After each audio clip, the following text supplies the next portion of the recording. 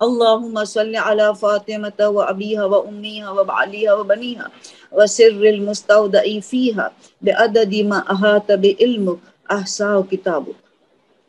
بس آپ کا جو ایک سوال سے میں تقریر بنا، اسی طرح میں نے یہ سوچا ہے کچھ ایسے سوالات ہوتے ہیں اس میں ہم موضوع تقریر میں بدل دیتے تاکہ اس میں قرآن کچھ آیت بھی آئے اور سوال کا حل بھی ہو اور ہماری اصلاح بھی ہو جائے. سوال کسی نے یہ پوچھا ہے، میں ریپیٹ کروں گی سوال. کسی نے یہ سوال پوچھا ہے کہ ہمیں ہماری اولاد کی یقیناً شریک حیات شادی کرنا چاہتے ہیں، تو ہمیں کیسے پتا چلے کہ یہ لوگ لڑکا ہے یا لڑکی پریکٹسنگ مسلمان ہے، ان کا خاندان بھی کیسا ہے، وہ خاندان بھی پریکٹسنگ مسلمان ہے وغیرہ. تو اس کے لیے ہمیں کیا تحقیق کرنی چاہیے. تو اس میں میں تقریری تیار کر لیتی ہوں، اس میں درمیان میں سوال کا جواب بھی آٹومیٹیکلی آ جائے گا. ٹھیک ہے نا. ہمیں پہلے یہ دیکھنا ہوتا ہے شادی کا مقصد، ہم ابھی 2 دن پہلے بات ہوئی تھی، مگر اس سے بھی پہلے ہمیں جاننا چاہیے کہ زندگی کا مقصد کیا ہے. اس کے اندر بھی شادی کا مقصد ہمیں جاننا چاہیے. تو اس کے مطابق انتخاب ہمارے کیا ہدف کیا ہے، جو ہمارا پھر ہدف کیا ہوتا ہے اس کے مطابق ہم شریک حیات بھی چنتے ہیں. تو یہ ساری چند آیتوں کو ہم ملائیں گے تو پھر ہمارا یہ موضوع واضح ہو جائے. تو پہلی چیز تو مشہور و معروف ہے سورہ مومنون کی 23 نمبر کا سورہ، جن کا پہلا رکوع مولا نے پیدائش کے ساتھ پڑھا تھا. ان کی 115 آیت 115 آیت میں مشہور و معروف ہے بسم اللہ الرحمن الرحیم افحسبتم انما خلقناکم عبثا وانکم الینا لا ترجعون. کیا تم یہ سمجھ رہے ہو، کیا گمان رکھتے ہو کہ تمہیں بے مقصد پیدا کیا گیا ہے، کیا تمہیں ہمارے پاس پلٹ کے آنا نہیں ہے. ایک چھوٹی آیت میں 2 سوال ایک ساتھ. اللہ واضح کر رہا ہے کہ ایک مقصد حیات ہے، وہ دل و دماغ میں رات دن 24 گھنٹہ رہنا چاہیے، تو ہی ہم اس دنیا میں کامیاب ہوں گے. اور شادی کی تو پتہ چلے کہ شادی کی تو وجہ سے یہ ہے کہ میکسیمم زندگی شادی میں گزرتی ہے. 25 سال تک تو آج کے پہلے زمانے تو 14 15 16 7 سال شادی کرتے تھے. آج کے زمانے میں 21 22 23 25 تک ہو جاتی. تو 25% مئی کے زندگی گزاری جاتی ہے. 75% زندگی تو سسرال میں گزاری جاتے، شوہر کے ساتھ زندگی گزاری جاتے. تو ان کے لیے کیسی تیاری کرنی چاہیے، ان کا ہدف سمجھنا چاہیے، مقصد سمجھنا چاہیے، جو زندگی کا بڑا جز ہے. شادی میکسیمم زندگی میں مئی کے تو بہت تھوڑی زندگی گزارنی پڑتی ہے، مگر تیاری مئی کیسے ہوتی ہے اس زندگی بنانے کے لیے. تو پہلے مقصد حیات ہم نے سمجھا کہ اللہ کہتے میں نے آپ کو ایک خاص مقصد کے لیے پیدا کیا. کیا آپ سمجھتے ہو ابس پیدا کیا without any purpose? Have I created without any purpose? آپ کو میرے پاس واپس پلٹنا نہیں ہے جہاں پوچھا جائے گا کہ تم نے زندگی کیسے گزاری، جوانی کیسے گزاری وغیرہ، ٹائم کو کیسے گزارا. تو اسی لیے یہ آیت بتاتی کہ مقصد ہے سے بڑی بڑی آیت 2-3 جو مشہور و معروف آپ کو یاد دلایا جائے. جو مشہور و معروف ہے وما خلقت الجن والانس الا لیعبدون، سورہ ذاریہ 51 نمبر کا سورہ 56 نمبر کی آیت. سورہ نمبر 51 سورہ ذاریہ ورس نمبر 56. جو بچہ جانتے ہیں مقصد حیات ہے وما خلقت الجن والانس الا لیعبدون. تو یہ لیعبدون کیا ہے؟ عبادت کے لیے خلق عبادت کیا ہے؟ یہ بندگی کیا ہے؟ اللہ کے آگے سر تسلیم خم کرنا، جس میں نماز و روزہ بھی شامل ہے، جس میں خوش اخلاق بھی شامل ہے، بد اخلاق سے بچنا بھی شامل ہے، گناہ سے بچنا بھی شامل ہے. یعنی اللہ کے آگے سر تسلیم خم کرنا، یہ ہے بندگی، یہ ہے عبادت جس کے لیے اللہ نے ہمیں خلق کیا ہے. سرنڈر، اللہ کے بعد سرنڈر کر دینا اللہ کو، جو وہ کہے سو کرنا ہے، جسے وہ رو کے رک جانا ہے، یہ عبادت. عبادت اس میں صرف نماز و روزہ نہیں، وہ بھی شامل ہے کہ اللہ کا حکم ہے 17 رکعت نماز پڑھو، اللہ کا حکم ہے ماہ رمضان کو روزہ، اللہ کا حکم ہے خمس دو وغیرہ. تو سب ظاہری عبادت بھی اس کے اندر ہے اور باطینی عبادت کے اندر. جو باطینی عبادت جو خوش اخلاق ہے، جو گناہ سے بچنا، جو باطینی اخلاق ہے، وہ ظاہری عبادتوں کے ذریعے حاصل ہوتا ہے. اللہ کو اصل میں ہمارا خوش اخلاق چاہیے. رسول نے کہ انما بعثت لاتمم مکارم الاخلاق، مجھے نہیں بھیجا گیا مگر اخلاق کو تکمیل پر پہنچانے کے. تو یہ مقصد یہ ہے. اللہ نے قرآن رسول اللہ کی یہی تعریف کی، انک لخلق عظیم، تیرے اخلاق ہائیسٹ مورالٹی، اخلاق کی تعریف کی، نہ عبادت کی نہ علم کی، اخلاق کی، کیونکہ یہ مقصد ہے۔ مگر یہ ظاہری عبادت کے ذریعے وہاں تک پہنچنا ہے۔ تو ہمارے معاشرے میں ایک غلط فہمی ابھی تک چل رہی ہے، دینداری کس کو کہا جاتا ہے؟ یہ کہیں گے دینداری وہ ہے کہ پہلی صف میں جماعت نماز پڑھتا ہے، دعائے ندبہ نہیں چھوڑتا، دعائے کمیل نہیں چھوڑتا، شب جمعہ وغیرہ جمعہ، وہ جو ہے اذان دیتا ہے، وہ حج زیارت کثرت سے کرتا ہے، عزاداری میں ایکٹیو ہے وغیرہ، ان کو دیندار کہیں۔ مگر اسلام اس کو دینداری نہیں کہتا ہے، دینداری اس کو کہتا ہے کہ ان ظاہری عبادتوں کے ذریعے باطنی عبادت خوش اخلاق تک پہنچے۔ دینداری خوش اخلاق ہے۔ تو کبھی شادی کے لیے ہم معیار دیکھتے کہ نمازی بھی ہے، یہ روزہ بھی رکھتا ہے، یہ تقلید بھی کرتا ہے، خمس بھی دیتا ہے، چلو ہماری بیٹی دے دیتے یا بہو لے لیتے اس گھر سے۔ بعد میں پتا چلتا ہے کہ نہیں، بد اخلاق۔ تو ہماری ظاہری چادر جو حجاب جو ہے، ہم نے اندر کی شرم و حیا میں لے جا رہے کہ نامحرم سے کیسے بات کرنا چاہیے، کیسے اٹھنا بیٹھنا ہو چاہے، کتنی شرم و حیا ہے۔ تو outer garment will lead us to modesty chastity, تو یہ ہے اصل چیز۔ تو اسی لیے لوگوں نے دینداری کا مطلب غلط لیا ہے۔ ابھی تو لوگ ماشاءاللہ کافی سمجھنے لگے ہیں، مگر ابھی بھی غلط فہمی ہے۔ اس میں وہ شوہر کے انتخاب میں یا بہو کے انتخاب میں ناکامیاب ہوئے، کیونکہ کبھی دیکھتے دیندار لوگوں کی شادی خراب ہو گئی، ناکامیاب ہوئی، کیونکہ ان کے ظاہری عبادت تھی، اندر کی نہیں تھی۔ دیکھا وہ نماز اول وقت پڑھتا ہے، نماز بعد جماعت پڑھتا ہے، دعائے ندبہ کمیل نہیں چھوڑتا، مگر گھر میں غصہ کرتا ہے، گالی گلوچ کرتا ہے، چیختا ہے، جہاں شیطان کا آمد و رفت ہوتا ہے، جہاں ملائکہ دور ہو جاتے، گھر میں بلائیں مصیبتیں نازل ہوتی ہیں۔ دیکھا اب معاشرہ ان کو دیندار کہتا ہے کہ نماز میں پہلی صف میں پہنچ جاتا ہے، کیونکہ گھر کی نہیں پتا، ان کو خود کو پتا ہے، گھر والے کو پتا ہے کہ تو بد اخلاق، دینداری نہیں ہے ان کے پاس۔ تو اس میں ہمیں اس پہ غور و فکر کرنا ہے آج کے تقریر میں، کہ ہمیں پہلے تو یہ دیکھا جائے کہ مقصد خلقت عبادت ہے، ہم نے سمجھ لیا عبادت کا میننگ ہے ہر چیز جو اللہ چاہے وہ انجام دو اللہ کی خوشنودی کے لیے، ہر چیز سے بچو اللہ کی خوشنودی کی خاطر، گناہ سے بچو، ہر میں اللہ کا پریزنس اور پلیزر ہو، یہ ہمارا مقصد ہے۔ بار بار بات ہوتی ہے، اس کی ریپیٹیشن ہے یہ۔ مگر کئی جگہ میں ہے اللہ نے، جیسے سورہ ملک ایک مثال، الذی خلق الموت والحیات لیبلوکم ایکم احسن عملا، ہم نے موت اور حیات اس لیے خلق کیا تمہیں آزمایا جائے کون عمل میں احسن ہے، who is best in deeds۔ تو جگہ جگہ ایک آزمائش کے لیے ہم پیدا ہوئے، مختلف آیتیں ہیں عبادت کے لیے، آزمائش کے لیے وغیرہ وغیرہ، اللہ کی رحمت حاصل کرنے کے لیے وغیرہ وغیرہ، مختلف آیتوں۔ تو یہ مقصد حیات ہے۔ تو پتہ یہ چلا کہ یہ امتحان کے لیے ہم پیدا ہوئے، تو قدم قدم امتحان ہوتی ہے، اور سب سے بڑی امتحان شادی کے زندگی میں ہوتی ہے، کیونکہ شادی کی زندگی turning point of life, turning point of life. گھر بدلتا ہے، عادت بدلنی پڑتی ہے، خاندان بدلا ہے، زبان کبھی بدلنا پڑتا ہے، یعنی کئی چیز میں تبدیلی لانی پڑتی ہے۔ ایک شادی کے بعد مائکے کی زندگی میں سے لے کے ایک ہجرت ہوئی ہے، ایک مائکے سے لے کے ایک ہجرت ہوئی ہے سسرال جانے کے، تو کئی چیزوں میں تبدیلی لانا پڑتی ہے، دوستوں میں تبدیلی، ٹائم میں تبدیلی، دوستوں کی میں کمی کرنی پڑے گی، بیوی بچوں کو ٹائم دینا پڑے گا، والدین کو زیادہ ٹائم دیتے تو ابھی ٹائم شیئر کرے گا بیوی بچوں میں بھی، یعنی اتنی تبدیلی لانا پڑتی ہے۔ تو اس کے لیے ہمیں سب سے بڑی ذمہ داری پہلی کیا ہے؟ معرفت خدا۔ ہم سارے تسلیم ہم کب کریں گے اللہ کے آگے؟ ہم آزمائش میں احسن عمل میں کامیاب کب ہوں گے؟ جب جس کے لیے عبادت کرتے، جس کے لیے عمل صالح کرتے، ان کو پہچانے۔ معرفت خدا، معرفت اللہ، یہ اس ورنہ سورہ بقرہ میں اللہ نے کہہ دے 165 میں، الذین آمنوا اشد حب للہ، مومن کی پہچانے کہ اللہ سے اشد، شدید ترین محبت، سپرلیٹیو ڈگری، اشد، شدید محبت۔ اب یہ شدید محبت کیسے آئے گی؟ شدید محبت ہوگی تو اللہ کے مصیبت میں بھی اللہ سے راضی، خوشی میں بھی راضی، کیونکہ اللہ سے شدید محبت. مگر شدید محبت کب پیدا ہوگی؟ جب اللہ کے معرفت حاصل کیا.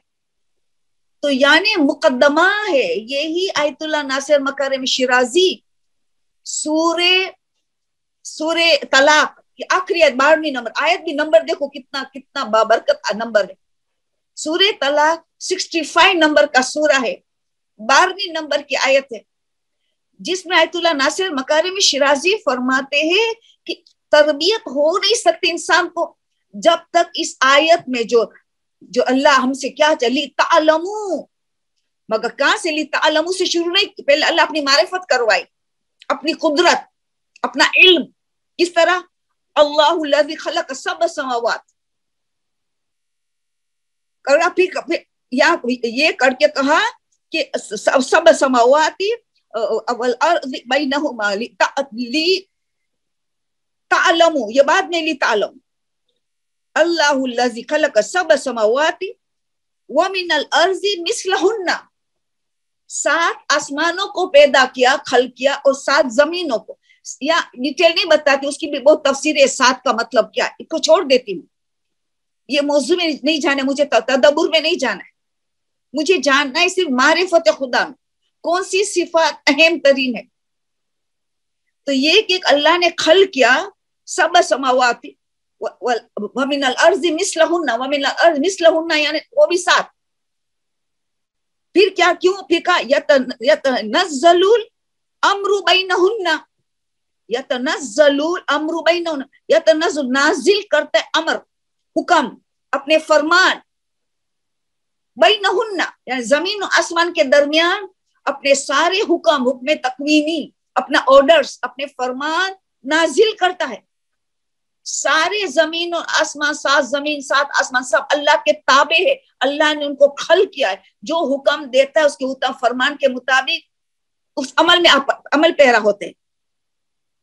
تو پھر کیوں اللہ یہ ہمیں کہتا ہے؟ ابھی لی تعلمو پہ جو زور ہے، تاکہ تم جانو، لی تعلمو ان اللہ کل شیء قدیر، تاکہ تم جانو اللہ ہر چیز پہ قدرت رکھتا ہے، کل شیء قدیر ہے، قادر ہے.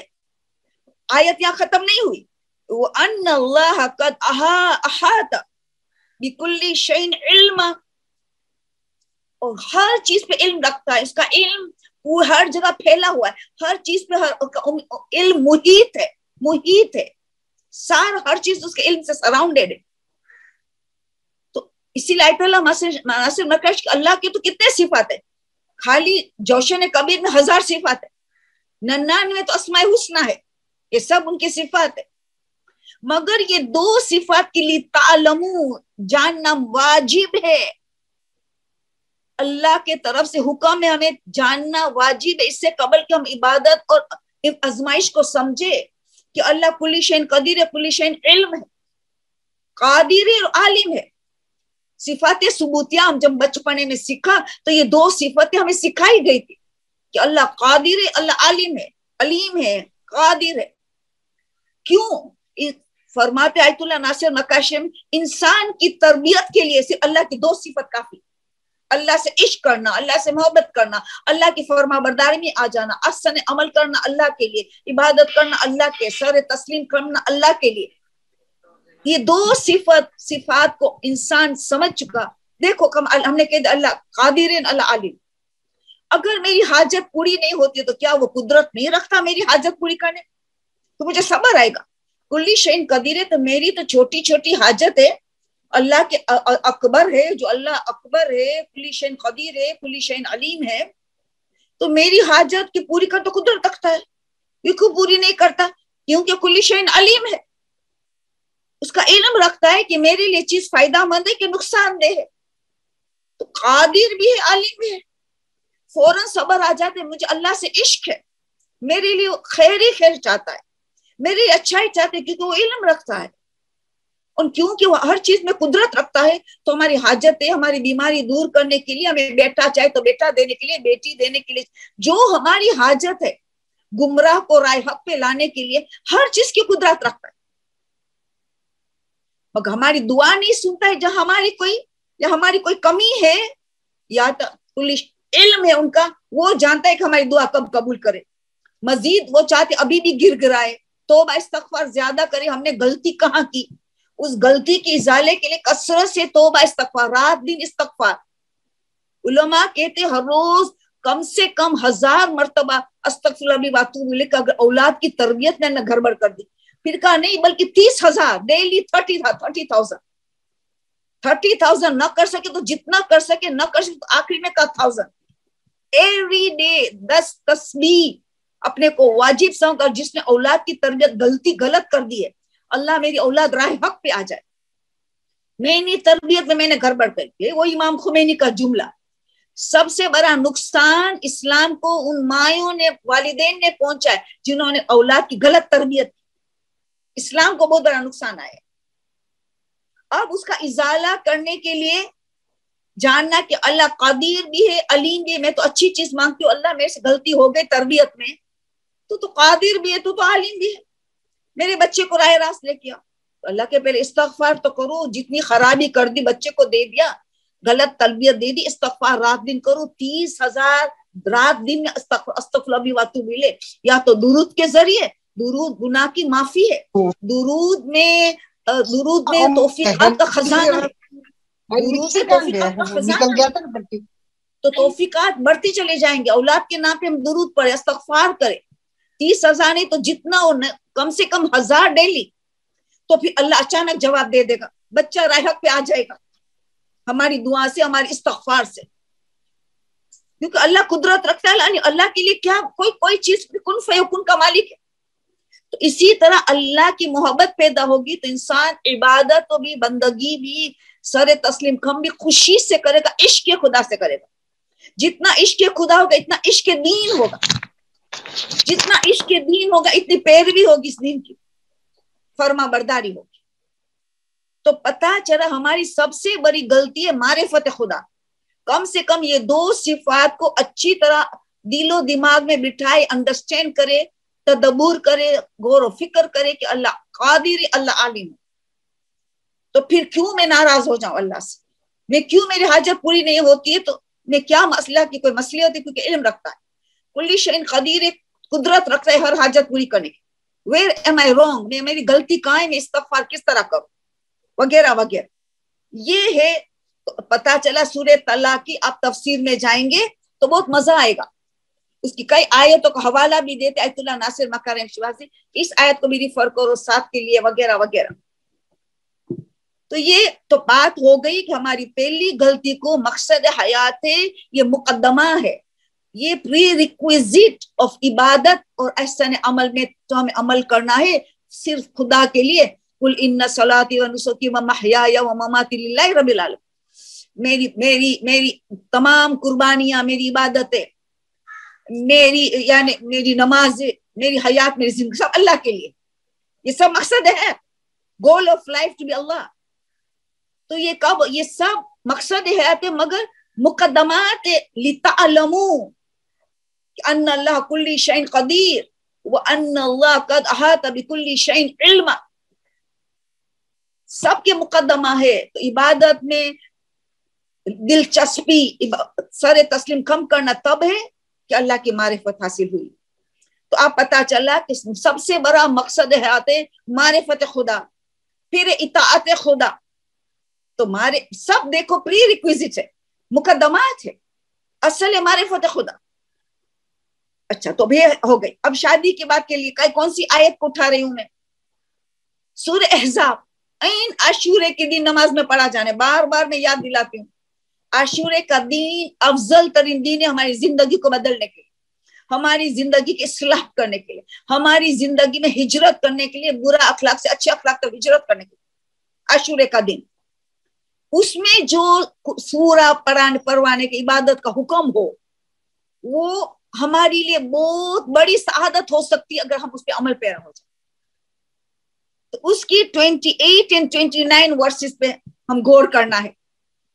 بظاہر اللہ کو اپنی ازواج سے خطاب ہے, تمہارے ازواج کو کہو, مگر علماء مفسرین نے قرآن آپ دیکھیں قیامت تک ایک اصول اللہ نے بتا دیا, کیونکہ قرآن قیامت تک کے لیے ہے. یہ آیت خالی نبی کی ازواج کے لیے اس زمانے کے لیے نہیں ہے، قرآن قیامت تک کے لیے. تو ہر آیت میں دیکھنا ہے کہ ہمارے لیے کیا میسج ہے، اللہ ہمیں کیا واٹس ایپ کرتا ہے، کیا میسج اللہ ہم نے. تو 28 آیت میں اللہ کہہ رہا ہے یا ایھا النبی، اے میرا نبی، کل ازواجک، تیری ازواج جو ہے شریک حیات ہے تیری، جتنی 7 8 9 جو ہے تیری شریک حیات ہے، یا نبی کل ازواجک ان کنتن تريدن اللہ تريدن الحیات الدنیا وزینتها، اگر یہ رسول ان کو کہہ دیجئے ان کنتن تريدن الحیات الدنیا وزینتها، اگر ان کو ازواج سے کہہ دیجئے ان کو دنیا اور دنیا کی زینت چاہیے، دنیا کی آرائش چاہیے، دنیا کے ٹھاٹ ماٹ چاہیے، دنیا کو ایک تفریح سمجھ لینا، مزے کی زندگی سمجھ لینا، ٹھاٹ ماٹ جاؤ حشمت سب اس میں آ جاتا. اے میرا حبیب یا نبی، اے میرا نبی، کل ازواجک ان کنتن تريدن الحیات الدنیا وزینتها فتعلینا امتعکن سراحا جمیلا. آؤ ان کو بلاؤ، ان کو بولو تو تمہارے ساتھ گزارا نہیں ہو سکے گا، ان کو ہدیہ دے دو اچھی طرح اور جمیل انداز، جمیل انداز میں خوبصورتی کے ساتھ ان سے رخصت ہو جاؤ، ان کو رخصت کرنا پڑے گا. اگر وہ دنیا اور دنیا کی آرائش اور دنیا کے ٹھاٹ ماٹ چاہتی ہے تو رسول کے ساتھ گزارا کرنا ممکن نہیں ہے. فتعلینا امتعکن وسرحکن سراحا جمیلا. پھر 29 آیت واضح کرتے دوسری بات، مگر کہہ دو ان ازواج کو، دوسرا پوائنٹ کیا کہہ دو، وَإِن كُنتُنَّ تُرِيدْنَ اللَّهَ إِن كُنتُنَّ تُرِيدْنَ اللَّهَ وَرَسُولَهُ وَدَارَ الْآخِرَةِ. ہاں مگر ان کو یہ بھی کہہ دو ان كُنتُنَّ تُرِيدْنَ اللَّهَ، اللہ چاہتا ہے، وَرَسُولَهُ وَدَارَ الْآخِرَةِ، ان کو اللہ چاہیے، ان کو رسول چاہیے، ان کو آخرت کا گھر چاہیے. فَإِنَّ اللَّهَ أَعْطَى الْمُحْسِنَاتِ مِنْكُنَّ أَجْرًا عَظِيمًا. یہ محسنات ہے، یہ گڈ ڈوئرز ہے، یہ نیکوکار ہے جنہوں نے اللہ کو چن لیا، رسول کو چنا، اور دار الآخرہ، آخرت کو گھر کو چن لیا، ایبورڈ آف دی ایئر، جہاں پرماننٹ رہنا ہے، ہم فیہا خالدون. اگر ان نے ان کو چنا ہے تو فَإِنَّ اللَّهَ، تو بے شک بے تحقیق اللہ جو ہے، اعد للمحسنات، یہ لوگ محسنات ہے، من کن اجرا عظیما، ان کے لیے اجر عظیم ہے. خود اللہ کے عظیم اجر، تو کتنا بڑا اجر ہوگا، اجر عظیم ہے ان کے لیے. تو پتا چلا کہ یہ آیت قیامت تک ہمیں کہہ رہے کہ تم ہدف زندگی بناؤ، تو پھر تم شریک حیات میں اس طرح چن لیں گے. تمہیں دنیا اور دنیا کی ٹھاٹ ماٹ چاہیے کہ تمہیں آخرت، اللہ، رسول، اور آخرت جہاں رسول ہیں وہاں اہل بیت شامل ہیں. تمہیں شہزادی چاہیے، امام زمانہ چاہیے، دار الآخرت چاہیے، تو تمہیں قربانیاں دینی پڑے گی. تم محسنات ہو، تم گڈ ڈوئرز ہو، تم نیکوکار میں ہو، اور تمہارا اجر عظیم ہوگا. اللہ نے تمہارے مہیا کر رکھا ہے، بہت بڑا اجر مہیا کر کے رکھا ہے. من کننا، تمہارے میں سے. دیکھا، ایک ہدف بنانا ہوتا ہے. شادی انسان کی ٹرننگ پوائنٹ ان لائف. تو شادی سے پہلے کہ شادی کیوں میں کر رہی ہوں، ہدف کیا ہے؟ کیا لذت تو حاصل کرنے کے لیے شادی ہے؟ کیا کہ کمپنی چاہے شریک ہے، یا کہ معاشرہ کے عمر گزر کے لوگ باتیں کریں گے، والدین کو ٹینشن ہو رہا ہے تو بس شادی کر لو، والدین کو ٹینشن ہے، ان کا ٹینشن ختم کرو. معاشرے میں کہتے ابھی تک اس کی کیوں شادی نہیں ہوئی ہے، چلو کر دو، معاشرے کو خوش کرنے کے لیے یا ان کی زبان بند کرنے کے لیے. کیا یہ ہو سکتا ہے یہ ہدف؟ کیونکہ شادی کا نتیجہ بھی ایسا ہوگا. ہدف ہو اللہ، رسول، اہل بیت، آخرت، تب سب کچھ فوائد ملے گا. وہاں سے ہدف جب تک نہیں بنائے زندگی میں، ہماری اہم ترین آیت ہے این سورہ احزاب کہ ہدف بنائے. مگر پہلے اب بات کریں کہ آیت کا کب نزول ہے. تم سب جانتے ہو کامن آیت ہے، پھر بھی ریویژن ہے. مسئلہ یہ ہے کہ تمہیں یہ جاننا ہے ہمیں کہ آیت کا شان نزول کب ہوا. جب چند جنگیں ہونے کے بعد، چند جہاد ہونے کے بعد، جنگ ہونے کے بعد مال غنیمت کثرت سے آنا شروع ہو گئے. مسلمانوں کی جیت ہوتی رہی اور مال غنیمت بہت کثرت سے آنا شروع ہو گئے چند جنگوں کے بعد. या अज़वाज रसूल को पता चला कि माल गनीमत इतना ज्यादा आ रहा है, तो उन्होंने फरमाइश शुरू कर दी। देखो औरतों, शौहर के पास भी फरमाइश करती रहती है। ये औरतों ने रसूल से फरमाइश शुरू कर दी। किसी एक ने कहा मुझे कनीज चाहिए, माले गनीमत में से मुझे कनीज चाहिए। किसी ने कहा मुझे एक अच्छा सा वो खैबरी कारपेट चाहिए। किसी ने कहा मुझे वो खास उम्दा लिबास चाहिए। हर एक ने अपनी अपनी ख्वाहिशात बयान करना, मुझे वो चाहिए, मुझे वो चाहिए। रसूल ने सबकी बात सुनी, किसी की हाजत पूरी नहीं की, क्योंकि रसूल इस तरह फरमाइश औरतों की पूरी करते जो कार्य नबूवत को हैंडल करना है। अभी भी मुसलमानों की गरीबी चल रही है, अहले सूफा में रह रहे हैं, और औरत की ख्वाहिश शुरू हो जाए, फरमाइश ये चाहिए वो चाहिए, माले गनीमत में से। रसूल हाकिम है, दे सकते, उनका हक है, हाकिम है, दुनिया के एतबार से भी हाकिम है, दीन एतबार से भी हाकिम है। मगर नहीं, अल्लाह के रसूल ने किसी की फरमाइश न, खामोश हो, उसके बाद ये आयत नाजिल हुई। ये आयत का नुजूल हुआ, शान नुजूल, ए मेरा हबीब, ए मेरा नबी, मेरा नबी अज़वाज के थे, उनको दुनिया की ठाठ मार चाहिए कि अल्लाह रसूल आखिरत की जिंदगी चाहिए।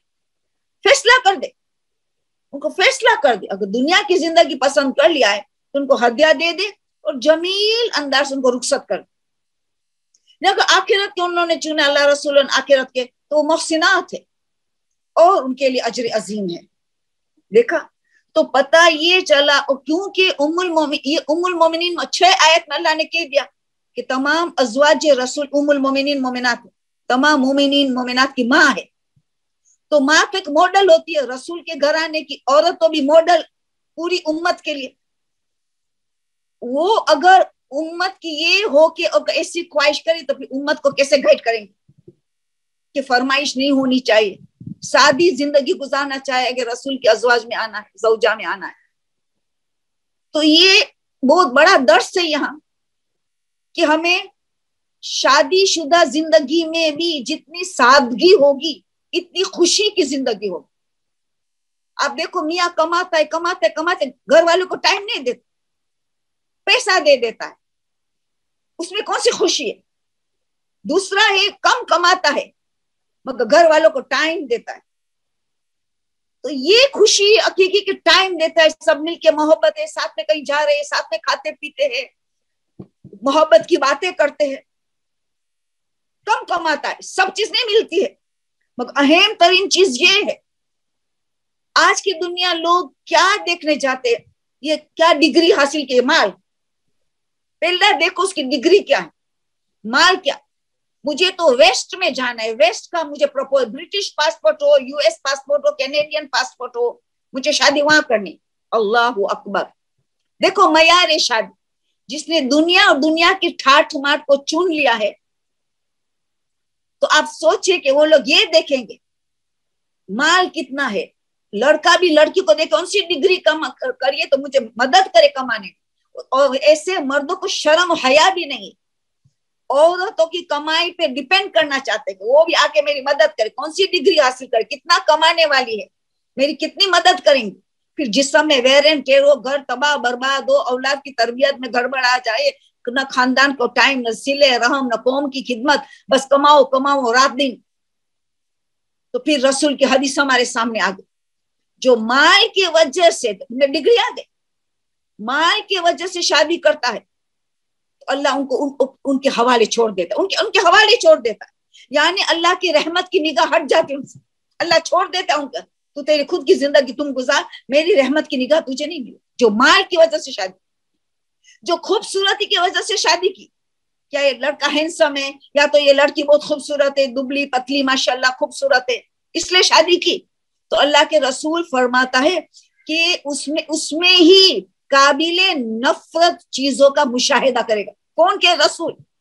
काबिले नफरत चीजों का मुशाहिदा करेगा जिसने खूबसूरती या माल के लिए शादी करता है। और बल्कि रसूल ने तीसरी हदीस सुन, बच्चों गट्टर में उगने वाली सब्जी से, लोग हैरान हो गए, गट्टर में उगने वाली सब्जी से अपने आप को बचाओ। या रसूल का मतलब खूबसूरत औरत मगर बुरे खानदान में परवरिश पाई, खानदान बुरा है, बद खानदान में परवरिश पाई, खूबसूरत औरत جو بد خاندان میں پرورش پائے، اس کا مطلب گٹر میں اگنے والی سبزیاں سے بچو، اپنے ایسی عورتوں سے بچاؤ اپنے کو۔ آج لڑکا کیا کہتا ہے، مجھے خوبصورتی چاہیے، ڈگری چاہیے، نماز پڑھتی ہو نہ پڑھتی ہو، خوش اخلاق ہو، پھر طلاقیں ہوتی ہے، پھر طلاقیں ہوتی ہے۔ تو پتہ یہ چلا کہ ایک ہدف ہونا چاہیے کہ ہمیں اولاد کی شادی میں ہمیں آخرت، اللہ، رسول، اہل بیت چاہیے، تو دنیا تو خود مل جائیں گی۔ یہ رسول کی چوتھی حدیث آ گئی۔ انسان جب دینداری اخلاق سے شادی کرتا ہے تو اس کو اللہ مال بھی دے گا، اللہ اس کو حسن جمال بھی دے گا، خوبصورتی بھی دے گا، آٹومیٹکلی اس کو ملے گا۔ کبھی کئی لڑکیوں کو ہم نے دیکھا ہے کہ شادی سے پہلے ذرا بھی خوبصورت نہیں تھی مگر دیندار تھی، شوہر نے شادی کے بعد ایک دم سے خوبصورت آ گئی، شادی کے بعد خوبصورت آ گئی، یہ اللہ وعدہ دے رہا ہے، حدیث رسول۔ تو پتہ یہ چلا کہ جس نے دینداری کے لیے شادی کی تو اللہ اس کو مال بھی دے گا، اس کو خوبصورتی بھی دے گا۔ یا تو ایسے بھی خوبصورتی دیکھنا مستحبات میں، مگر بے شرط ہے کہ پہلے دینداری کو دیکھا، دینداری کو دیکھنے کے بعد پھر خوبصورتی بھی دیکھا، ایجوکیشن کو پھر دیکھا تو بہت صحیح ہے، تو بہت صحیح ہے۔ تو پتہ یہ چلا کہ ہمیں پہلے ہدف بنائے دنیا چاہے کہ آخر۔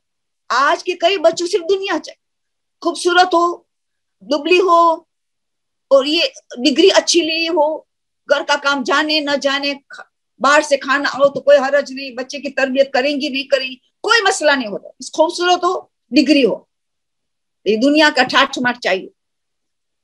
ایک ہوتا ہے اب سورہ نور، سورہ نور جو قرآن کا 24واں سورہ ہے، ان کی آیت 26 آیت ہے، ان کی 26 آیت کیا کہتے ہیں اللہ؟ الخبیثات للخبیثین، خبیث عورت خبیث مرد کے لیے ہے، الخبیثات للخبیثین، خبیث مرد خبیث عورت، خبیث عورت خبیث مرد کے لیے، پہلے عورت سے شروع کیا، پھر والخبیثون للخبیثات، اور خبیث مردوں جو ہے خبیث عورت کے لیے ہوتا ہے، خبیث عورت خبیث مرد کے لیے، خبیث مرد خبیث عورت۔ الطیبات للطیبین، پاک و پاکیزہ، پاکیزہ عورت پاکیزہ مرد کے لیے، وَالطَّيِّبُونَ لِلطَّيِّبَاتِ، سورہ نور، نورانی آئے سورہ نور میں، پاک و پاکیزہ مرد پاک و پاکیزہ عورت کے لیے ہوتا ہے، ان سے تعلق رکھتا ہے، ان سے شادی کرتا ہے۔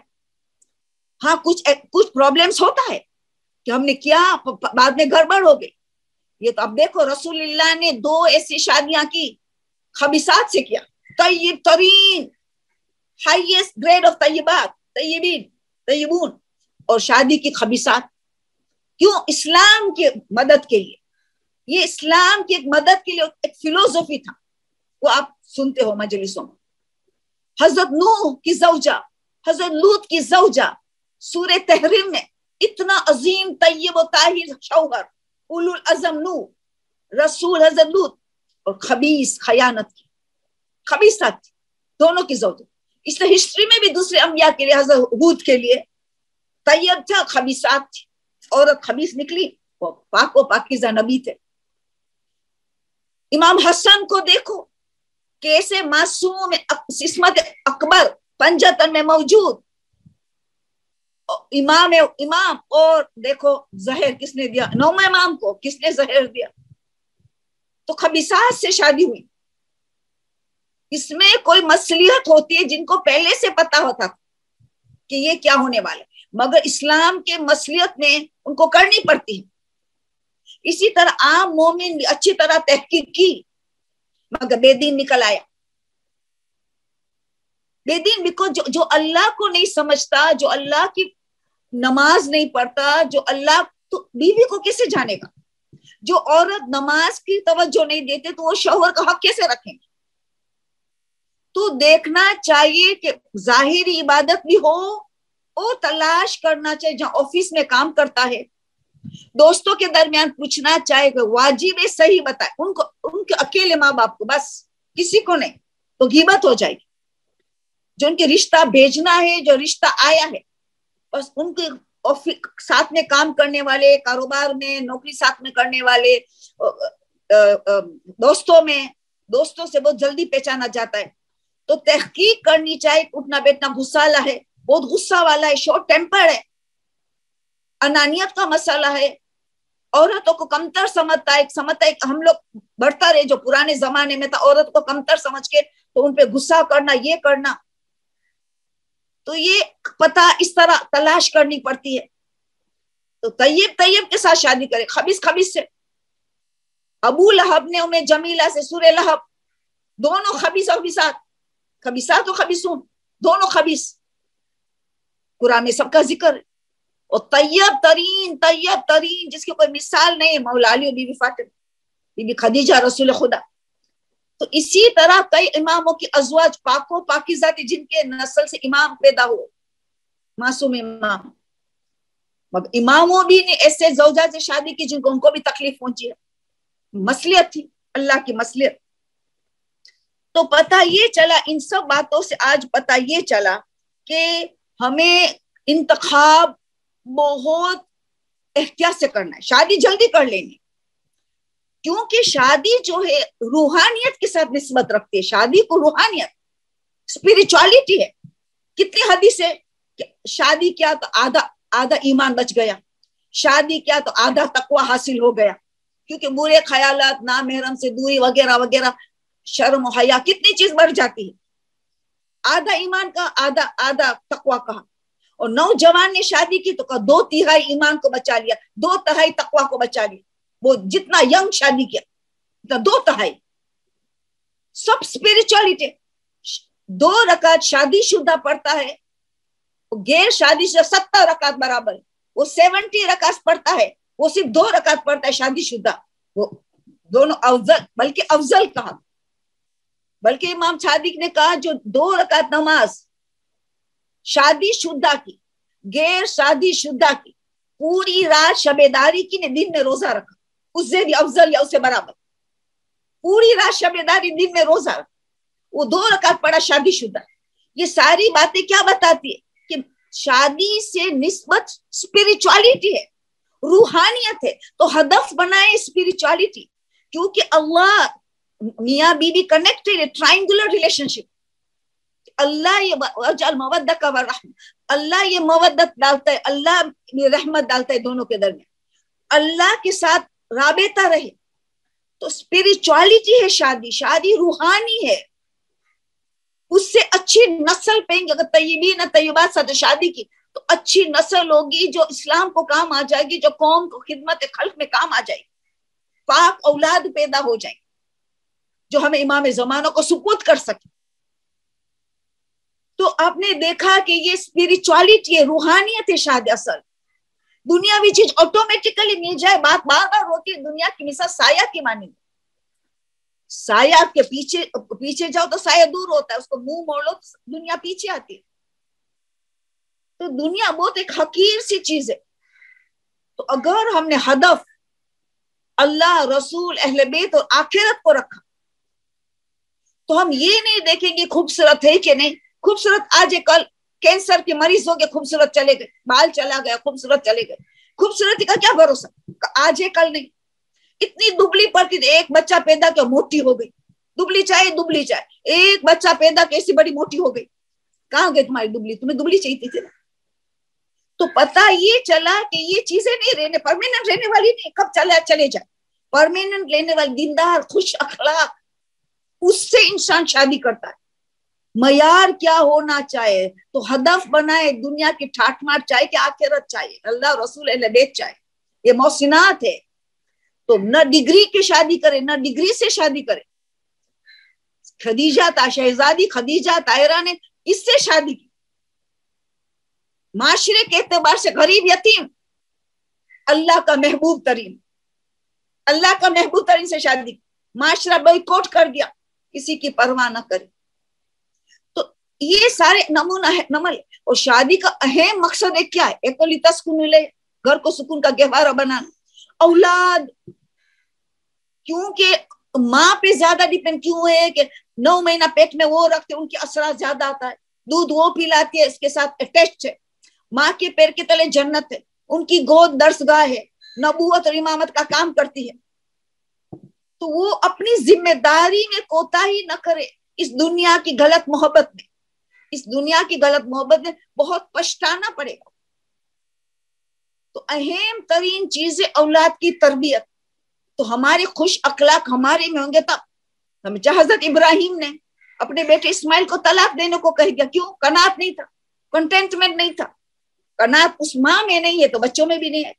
مٹیریلسٹک بنا, یہ تحفہ لے دو, یہ گیمز لے دو, ہر وقت بچے کو لے دے دو, یہ بائسکل لے دو, یہ اسکوٹر لے دو, ہر وقت لے دو. یہ مٹیریلزم, یہ مٹیریلسٹک ہو جائیں گے. یہ کوئی تربیت, غلط تربیت ہے. یہ غلط رحم ہے, غلط دیا ہے, یہ محبت نہیں ہے. یہ تربیت میں گڑبڑ ہوئی ہے. ایسے لڑکے شادی پھر کرتے, لڑکیاں ایسی شادیاں کرتی ہے تو سیٹسفائی نہیں ہوتی ہے, قناعت نہیں ہوتا ہے, کانٹیکٹ میں نہیں ہوتا ہے, ہر چیز میں کمی نظر آتی ہے. غلط تربیت. تو کفو ہونا چاہیے, کافے واو, کفو.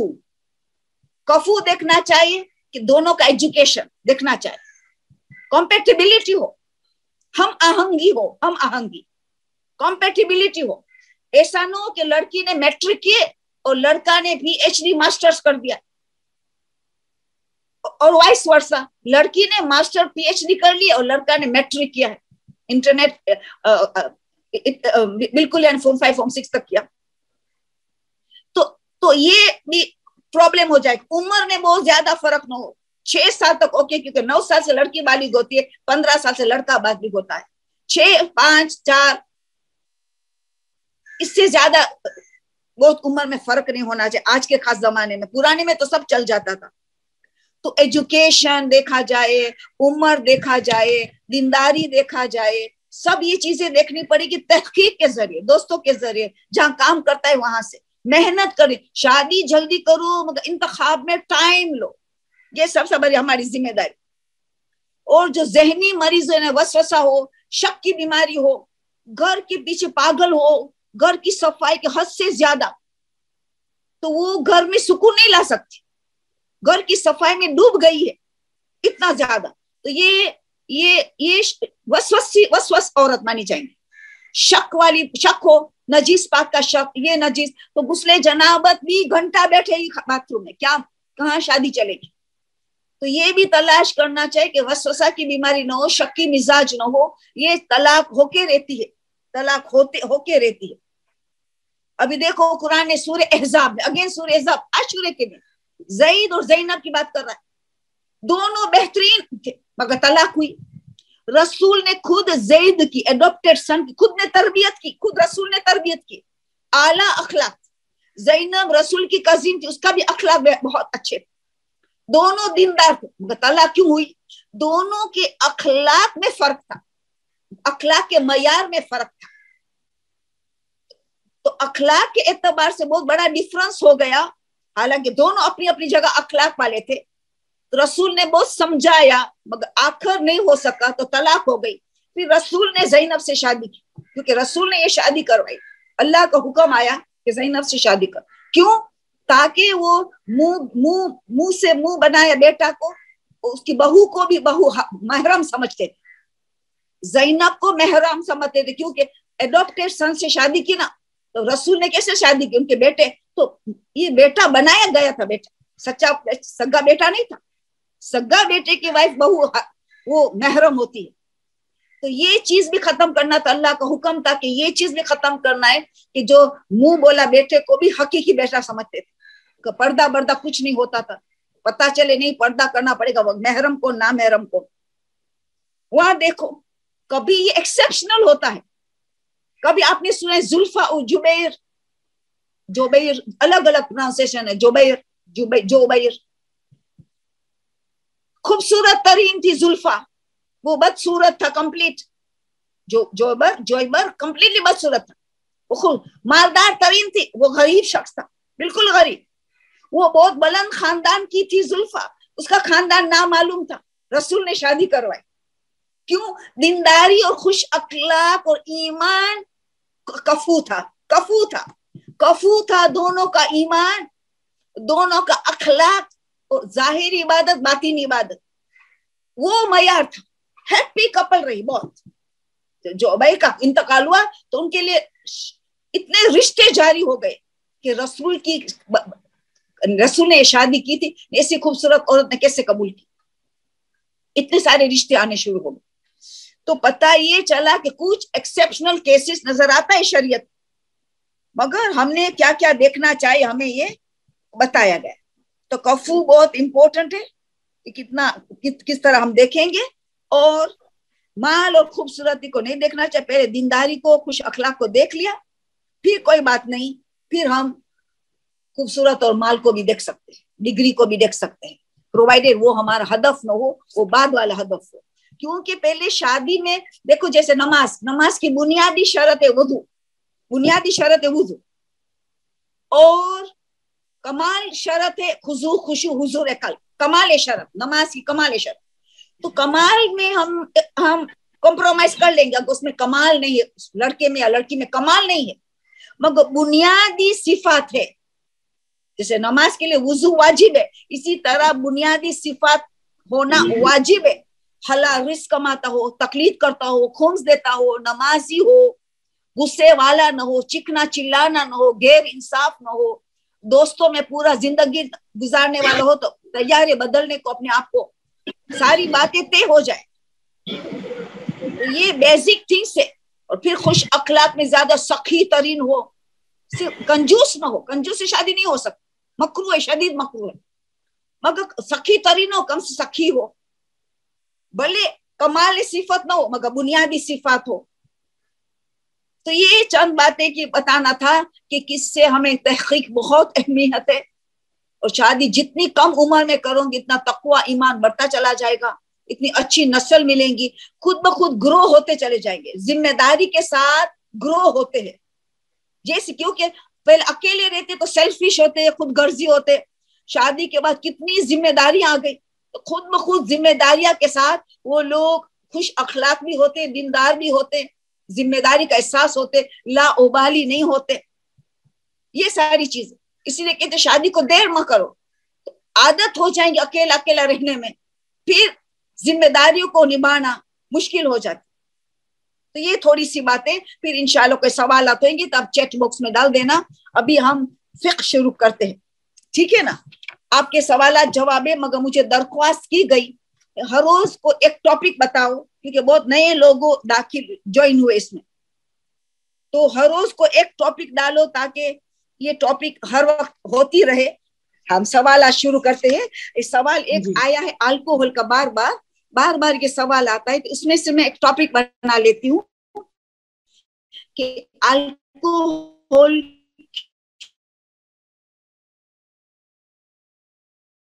क्यों दवाओं में क्यों जायज हूँ, तो हमेशा के लिए आपको ये मसला समझ में आ जाए। देखो, अल्कोहल दो किस्म के हैं, एक है अल्कोहल सनती, एक है अल्कोहल तिब्बती। अल्कोहल सनती जो है इंडस्ट्रियल अल्कोहल है, इंडस्ट्रियल अल्कोहल। अल्कोहल तिब्बती वो मेडिकल अल्कोहल, मेडिसिन में हो। मेडिसिन का तो कोई मसला ही नहीं है, मेडिसिन में अगर हो, अगर सिरप में हो, चाहे जितना ज्यादा भी हो, एज लॉन्ग एज उसको सिरप कहा जाए, एज लॉन्ग इसको दवा कहा जाए, तो सब पाक और पाकीज़ा पाक है। उसको कोई जितने परसेंटेज हो, ज्यादा भी हो, अल्कोहल के असरात भी नजर आए, इस्तेलाक भी न मिक्स भी न हुआ हो, असरात भी, तब भी पाको पाकीज़ा हलाल है, एज लॉन्ग एज उनको सिरप कहा जाए, एज लॉन्ग एज उनको दवा कहा जाए। तो अल्कोहल तिब की तो मसला ही नहीं। और इसी तरह अप्लाई परफ्यूम में जितना परसेंटेज अल्कोहल हो, क्योंकि अल्कोहल पाक है मगर हराम है। ये तहकीक आयतुल्लाह खुई के जमाने से हुई, इससे पहले हमारे महाराजे ने उनकी तहकीक अल्कोहल को नजीस करा दिया था। बाद में तहकीक हुई कि अल्कोहल पाक है मगर हराम है, पी नहीं सकते हैं मगर पाक है। तो जितना अल्कोहल परफ्यूम में हो कोई मसला नहीं होगा, क्योंकि पाक है। कपड़े में अप्लाई करो, बॉडी में अप्लाई करो, नमाज की चादर में, रोजे में जाके, हरमों में जाके, जरी पे अप्लाई करो, पूरा सवाब मिलेगा परफ्यूम का, इतर का सेम, क्योंकि वो अल्कोहल पाक है, क्योंकि अप्लाई कर रहे बाहर से एप्लीकेशन। और दवाओं में कोई मसला। अब मसला इस सनती अल्कोहल, अल्कोहल जो ये वाला अल्कोहल है वो इंडस्ट्रियल अल्कोहल, इसमें शराइतें हैं। अगर थोड़ा परसेंट हो, जैसे 2% हो, उलमा बताते जैसे 2% हो तो कोई मसला नहीं रहेगा, 2% हो तो कोई मसला नहीं रहेगा। अल्कोहल सनती में, मगर शरत थोड़ा हो 2% हो किसी खाने पीने की चीज में। अभी दवा की बात हो गई, उसमें तो कोई मसला, होम्योपैथी की दवा हो कि एलोपैथी की दवा हो कि आपने जहां से दवा ली उसमें जितना % अल्कोहल हो, पाक हो, पाकीज़ा हलाल है, एज लॉन्ग एज उसको दवा और सिरप कहा जाए, ये मसला हल हो गया। अब अल्कोहल सनती, अल्कोहल सनती इस्तेहलाक होना चाहिए। इस्तेहलाक क्या है कि इसमें 2% खाने पीने में 2% जैसे इतना कम मिकदार में भी हो और साथ साथ इतना गुल मिक्स हो, बाकी सारी हलाल चीजें हो। अल्कोहल पाक है मगर हराम, मगर ये 2% और बाकी की 98% हलाल चीज से मिक्स हुआ है, मगर इस्तेहलाक हो गया, गुल मिक्स के खत्म हो गए, उसका असर भी खत्म, नजर ही नहीं आता है, उसका वजूद ही खत्म, वजूद ही खत्म, नजर भी ना असर नजर आता है। इस्तेहलाक यानी गुल मिक्स होके खत्म हो जाना, वजूद ही खत्म, वो भी पाक इन हलाल हो गया, क्योंकि एक तो माइन्यूट था, परसेंटेज थोड़ा था, ऊपर से इस्तेहलाक हो, गुल मिक्स होके खत्म हो गए, उसका वजूद ही खत्म हो गया। तो खाने पीने भी अगर 2% हो, वो आयतुल्लाह सिस्तानी कहते, महाराज कहते पाक है, कोई मस्त, चाहे अल्कोहल सन, खाने पीने में भी उसका कुछ होंगे तो बात और इजी होती चली जाएगी। मट्टी खाना, तमाम मट्टी खाना हराम है, चाहे रसूल खुदा की कब्र की मट्टी क्यों ना हो, हराम। मगर खाके शिफा सिवाय जहाँ इमाम हुसैन दफन किया हो, बस इमाम हुसैन की कब्र की खाक शिफा है, बाकी पूरी करबला की खाक खाके करबला है, हराम है। अब आपके सामने खाक आई है, आपको शक हो ये खाके करबला है कि खाके शिफा है, आप बीमार हो, आपको खाना है, शिफा है खाके शिफा में, मगर शक चला गया ये खाके करबला है कि खाके शिफा है, खाके करबला लग रही, मगर शक है। तो शक का क्या, क्योंकि मट्टी पाक है, हराम है खाना मगर है पाक, क्योंकि एक चीज, एक सिफत है पाक है, हराम है। तो अगर किसी चीज चाय ने इस तरह वो मट्टी थोड़ी डालने की खुशबू आती है, ना रंग बदला, गुल मिक्स करके मिला दिया, तो उनका वजूद गया ना बराबर से कम और इस्तेहलाक हो, तो फिर मसला हल हो जाता है। तो वो आपने खाके शिफा की नियत से खा लो, आपकी बीमारी चली जाएंगी, क्यों, आपने इस्तेहलाक किया, माइन्यूट भी था, इस्तेहलाक भी किया, उसका वजूद ही गायब हो गया। ये यहाँ भी काम आने वाले। फिर ब्लड, खून, किसका खून पाक है, इंसान का खून तो नजीस है वगैरह, नजीस भी हराम, मगर वो जानवर ज़बीहा जिसको हमने ज़बह किया, उसका खून जितना बह गया वो तो नजीस है, हराम ने नजीस, मगर जो जिस्म में बाकी रहा वो पाक है मगर हराम है खाना। देखो एक चीज है पाक मगर हराम है खाना, वो ब्लड, वो जो गोश्त में बचा है, आप गोश्त काट रहे थे, कपड़े में खून लग गया, खून, कपड़ा पाक है, आप उसे नमाज पढ़ सकते, क्यों, वो खून जो जिस्म में लगा पाक है मगर हराम है खाना। मगर आपने इस तरह पकाया, कुछ खून रह गया था मगर आपने खाना इस तरीके से पकाया, मिर्च मसाला डाल के वगैरह, लहसुन अदरक वगैरह प्याज कि गुल मिक्स होकर खत्म हो गया, इस्तेहलाक हो गया, वो खून नजर ही नहीं आता, उनका वजूद भी नजर नहीं आता, तो वो पाक हो गए। आयतुल्लाह सिस्तानी फरमाते इसे रखो मैंने कि अंडे में अपने खून देखा, अंडे में जो खून नजर आया वो पाक है मगर हराम है खाना, मगर आपने अंडे को इस तरह मिक्स कर दिया, उसमें चीजें डाली, काली मिर्च वगैरह डाल दिया, मिक्स कर दिया, अब उसका वजूद गायब, इस्तेहलाक किया, और माइन्यूट थी, थोड़ी सी ब्लड था जो पाक है मगर हराम था, मगर आपने इस्तेहलाक कर दिया, इतना मिक्स गुल करके, तो अंडा पाक हो गया, आप खा सकते हो। दो आयतुल्लाह खुई ने एहतियात वाजिब लगाई कि उससे बचना है, मगर रुजू का रास्ता खुला है, सिस्तानी खुमैनी सब ने इजाजत देते। इसी तरह फिश है, फिश का खून पाक है, खाना हराम, आपने फिश की सफाई करके आपके कपड़े में फिश का खून आ गया, नमाज हो सकती है। अगर थोड़ा फिश में खून रह गया, आपने खाना पका लिया, उसका वजूद गायब हो गया, इस्तेहलाक हो गया, आपने मिर्च मसाला वगैरह डाल दिया, गायब हो गया, इस्तेहलाक, तो पाक हो गए, तो वो खाना खा सकते हो। इसी तरह मैंने सर एक टॉपिक आपको आज समझा, एक आपके सवाल की वजह से बार बार ये सवाल आता है। अब आपको देख, गोल्ड, गोल्ड मर्दों के लिए हराम है, सोना मर्दों के लिए हराम, मगर प्लेटिनम से मिला दिया, अंगूठी बनाई, प्लेटिनम ज्यादा है, दूसरा मेटल ज्यादा है, गोल्ड थोड़ा है, इस तरह गुल मिक्स हो गया, इस्तेहलाक हो गए, अब गोल्ड का सोने का वजूद खत्म हो गया, वो व्हाइट गोल्ड कहते हैं जिसको, व्हाइट गोल्ड। क्यों? प्लेटिनम ज्यादा है, गोल्ड थोड़ा है, सोना थोड़ा है। बनाने में बिल्कुल गुल मिक्स होके उसका वजूद गायब हो गया। इस्तेहलाक थोड़ा था, माइन्यूट परसेंटेज था, गुल मिक्स, कोई भी मेटल को मिला दिया जो ज्यादा था, हलाल ज्यादा था और ये हराम कम था। इस्तेहलाक से वो व्हाइट गोल्ड, उससे आप मर्द पहन सकते हैं, नमाज पढ़ सकते हैं। इस तरह सिल्क है, सिल्क प्योर सिल्क मर्दों के लिए हराम है, मगर प्योर सिल्क थोड़ा था, आर्टिफिशियल सिल्क ज्यादा था। तो बनाने में प्योर सिल्क का वजूद गायब हो गया, इस्तेहलाक हुआ, इतना गुल मिक्स होके प्योर सिल्क गायब हो गया, क्योंकि ज्यादा परसेंटेज वो सिल्क था, आर्टिफिशियल सिल्क, वो माइन्यूट था और इस्तेहलाक हो गया। तो ये चीज हर चीज में काम आएगी, इसीलिए मैंने सब थोड़ी मिसाल दे दी ताकि इस अल्कोहल का मसला हमेशा के लिए हल हो जाए।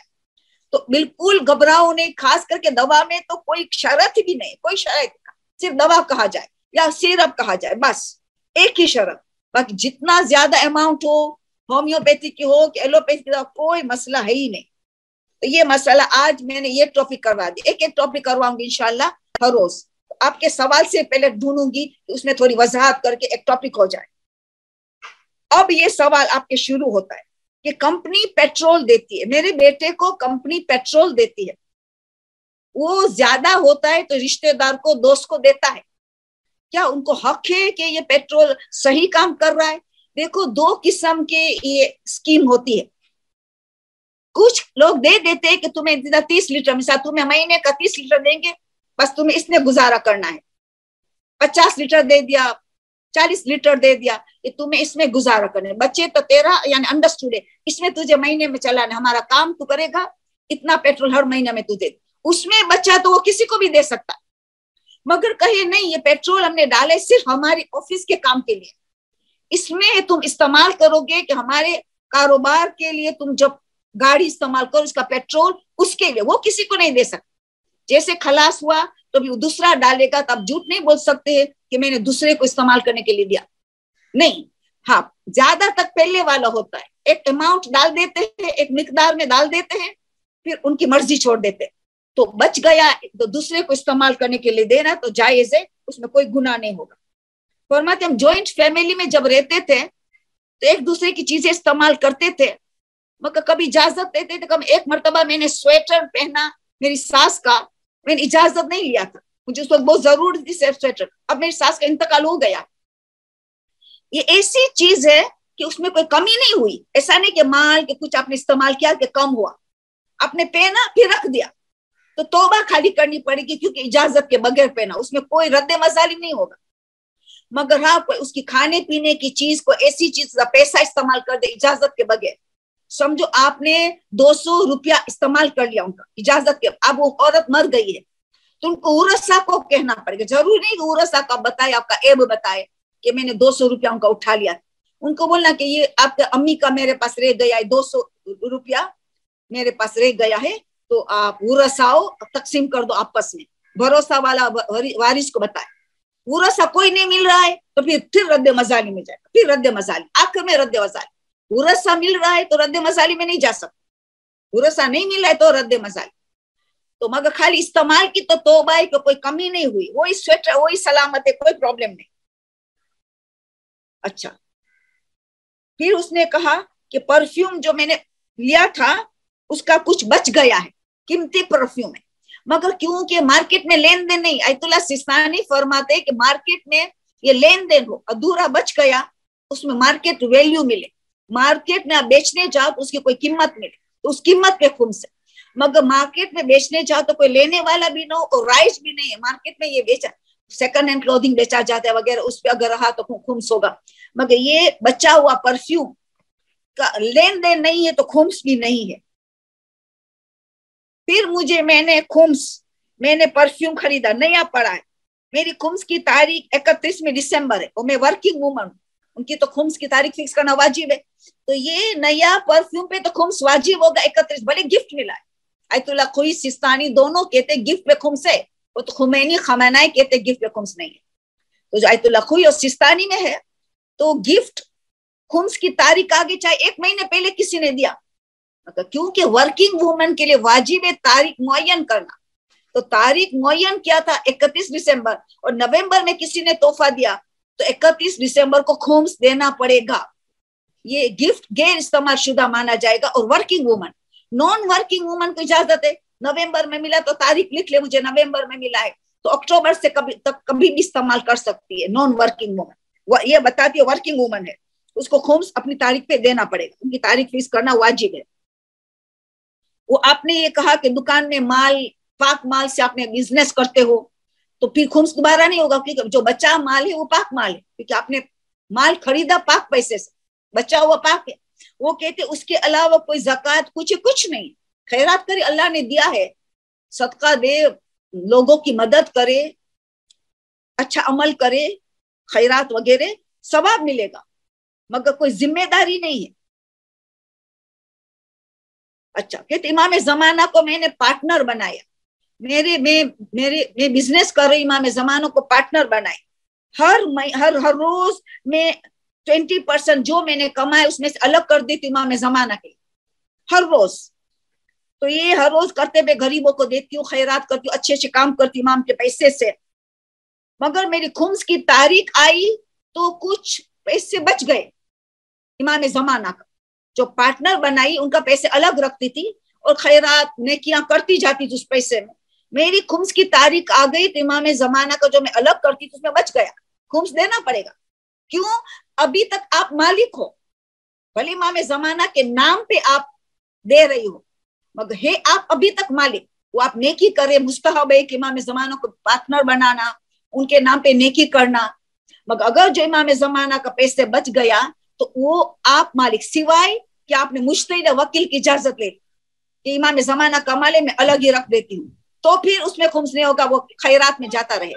اگر آپ نے جس طرح صدقہ, جب تک آپ نے اجازت نہیں لیے نہ مجتہد نہ وکیل سے, تو آپ کا مانا جائے گا, بھلے نے آپ نے الگ رکھ دیا, اجازت چاہے. اسی طرح امام زمانہ میں بھی آپ کو وکیل اور مجتہد کی اجازت نہیں لی تو آپ ہی مالک مانی جائیں گی, اور اس میں خمس دینا پڑے گا جو امام کے انویلپ میں جو بچا ہوا ہے. خمس کی تاریخ آ گئی. میرے قضا روزہ باقی ہے, کیا میں منت رکھ سکتی ہوں؟ نہیں, آیت اللہ سیستانی منع کرتے ہیں. دوسرے مہاراج اجازت دیتے ہیں, مگر آیت اللہ سیستانی فرماتے قضا روزہ ہو تو منت نہیں مان سکتے, مگر مسئلہ نہیں پتا تو منت مان لی تو پہلے قضا روزہ سارے کمپلیٹ کرو, اس کے بعد منتی روزہ رکھنا, کیونکہ آپ نے منت مان لی.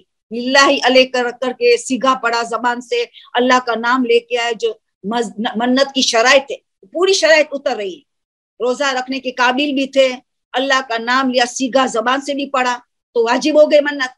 مگر آیت اللہ سیستانی فرماتے پہلے سارے قضا روزہ کو کمپلیٹ کرو, پھر وہ منت کے رکھنا, ورنہ منت نہیں رکھو اگر قضا روزہ ہے. پتا نہیں تھا مسئلہ, نے رکھ لیا منت تو منت پوری کرنی پڑے گی, مگر کب؟ پہلے ساری قضا روزہ کو کمپلیٹ کر دیا. کہ ویئرنگ رنگ آن 4 فنگر اور فرسٹ فنگر اور مڈل فنگر, یہ میں نے بہت مرتبہ بتا چکی, مگر سوال دوبارہ آئے, نئے لوگ جوائن ہوئے ہیں. دیکھو سب سے زیادہ ثواب ہے چھوٹی انگلی میں, سب سے چھوٹی انگلی میں. جو مومن کی نشانی بتائی ہے امام 11ویں امام نے, مومن کی 5 زبردست نشانی میں ایک یہ ہے. تو یہ جو چھوٹی انگلی ہے اس میں انگوٹھی پہنا سب سے زیادہ ثواب ہے مومن کی شاید, سب سے چھوٹی انگلی, سب سے چھوٹی. آپ دیکھیں گے سارے علماء چھوٹی انگلی میں ضرور انگوٹھی پہنا ہے, چھوٹی انگلی میں.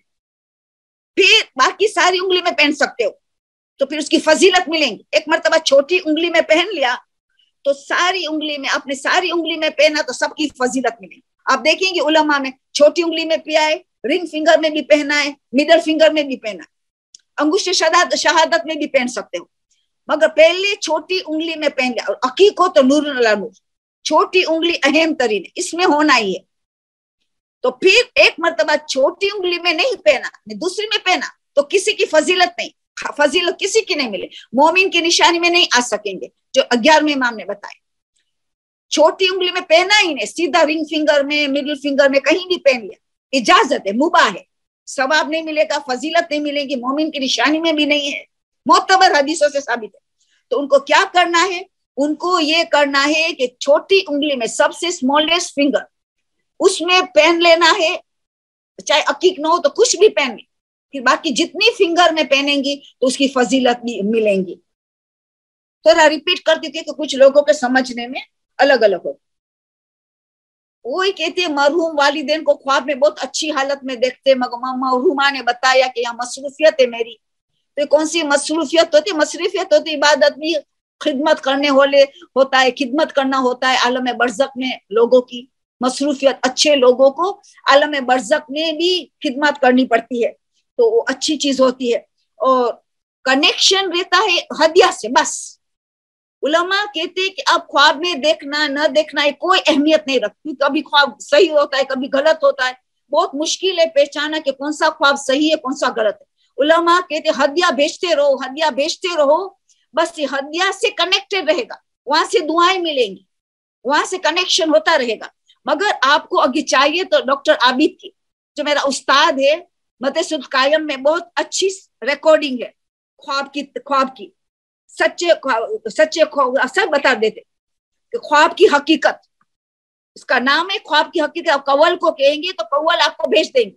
خواب کی حقیقت مدرسۃ القائم میں بہت زبردست ہے. خواب کی ساری باتیں, ہر چیز اس میں موجود ہے. آپ یہ ریکارڈنگ سن لینا تو بہت آسان ہو جائے. اگر مجھے جنابت کے دوران, سیکس کے دوران خون آ گیا حیض کا, ابھی میاں بیوی کا تعلقات جاری تھا اور خون آ گیا, فوراً تعلقات سٹاپ کرنا ہے, فوراً الگ ہو جانا ہے.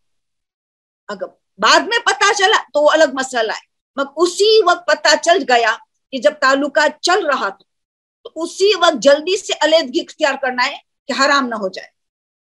پھر بعد میں پتا چلا تو ابھی تو غسل کرنا ہے, تو وہ کہتے جب حیض ختم ہو تب 2 نیت کا غسل کرنا. جس دن حیض ختم ہو گیا, کیونکہ غسل نماز کے لیے واجب ہے, تو غسل جنابت اور غسل حیض کی نیت کر کے آپ غسل کریں گے. اور وضو نہیں کریں گے کیونکہ غسل جنابت اس کے ساتھ وضو نہیں ہے. مگر ایک کراہیت دور کرنے کے لیے غسل کر, یہ سوال بار بار آ رہا ہے مگر کیا کروں, مجھے جواب دینا پڑتا ہے. کراہیت, کھانا پینا سونا جو 9 چیزیں وہ ہے مکروہ ہے, اس کو کراہیت کو ہٹانے ایک غسل کر لو. نیت یہ ہوگی کہ میں کراہیت کو دور کرنے کے لیے غسل کرتی. نماز کے لیے جو آخری دن جو حیض بند ہو گیا تب وہ نماز کے لیے غسل تیار ہوا حیض اور جنابت کی نیت سے. اس وقت آپ کو فوراً کرنا ہے کہ کراہیت سب دور ہو جائے, کھانا پینا وغیرہ. ایک غسل کر دو اس نیت سے کہ میں کراہیت دور کرنے کے لیے میں غسل کر لوں.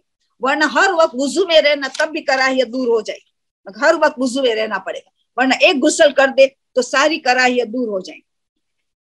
عشاء کی نماز کے لیے میں نے وضو کیا اور میں شب داری کی, تہجد کی نماز پڑھی, نافل فجر پڑھی, فجر تک میرا وضو آن ہے.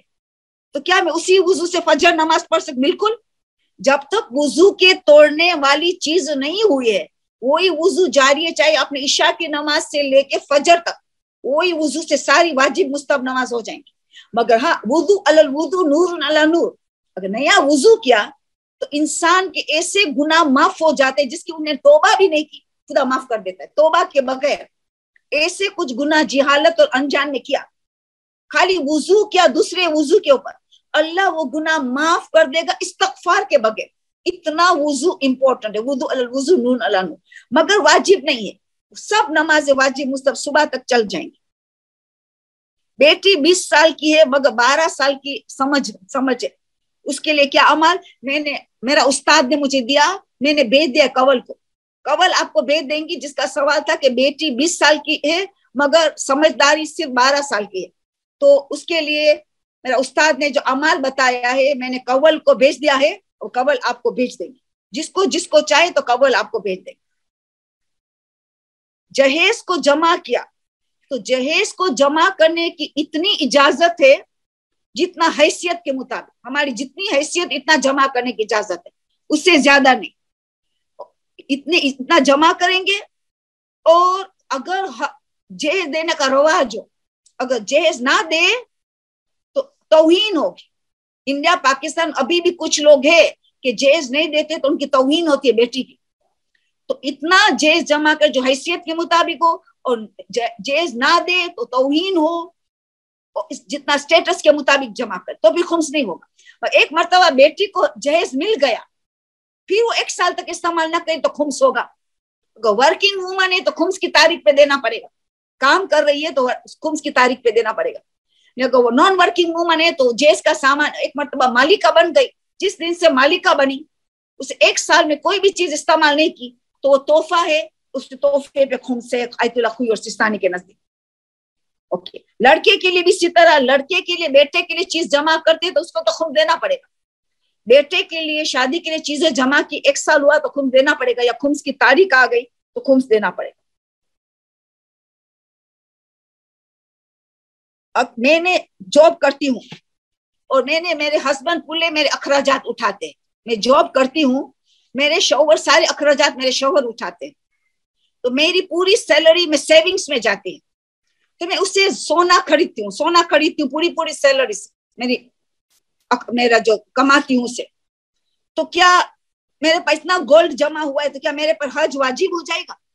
अगर पहनने की उम्र है तब भी वाजिब, क्योंकि सेविंग से आपने बनाया है गोल्ड, आपने बचत से सोना बनाया है, आपकी पूरी तनख्वाह बचत वाली है, और बचत पे खुम्स वाजिब है, खुम्स और सेविंग पे वाजिब है। आपने गोल्ड खरीदा, अब उस गोल्ड पे भी खुम्स होगा अगर साल हो गया, और हज भी जाना पड़ेगा। अगर इतना गोल्ड है, इतना सोना है कि हज की ट्रिप हो सकती है तो हज वाजिब, इतना के 6 दिन की हज, आखिरी प्लेन में जाए पहली प्लेन में आ जाए, 6 दिन की हज, तो उसको जाना वाजिब है हज के लिए। खुम्स को भी देना पड़ेगा क्योंकि सेविंग्स में, अगर खुम्स देने के बाद गोल्ड खरीदा तो खुम्स नहीं होगा, मगर हज के लिए इतनी रकम है कि हज हो सकता है, और छोटी हज आखिरी 6 दिन वाली हज, तो वो हज वाजिब हो गया, तो उसको गोल्ड बेच के हज के लिए जाना वाजिब है, क्योंकि ये पहनने की उम्र है मगर ये तो सेविंग्स है, बचत है, इसीलिए मैं हर महीने 500 रुपया खुम्स देती हूँ, जबकि मेरी सेविंग्स कुछ नहीं है। अच्छी है, एक मुस्तहब है, एक मुस्तहब अमल कर रही है, हर महीने 500 रुपया देती है खुम्स की नियत से, तो ये मुस्तहब नियत है, मुस्तहब कुर्बतन इल्लल्लाह। आधा सैयद को जाएगा, आधा तबलीग के दिन में आयतुल्लाह सिस्तानी को जाएगा, तो बहुत सवाब मिलेगा, मगर वाजिब नहीं है। जो आप अमल कर रहे हो वो अच्छा अमल है, नेक अमल है, मुस्तहब अमल कर रहे। ओके, वो बचा हुआ परफ्यूम की बात आ गई, वो पर सवाल आए हैं। ओके,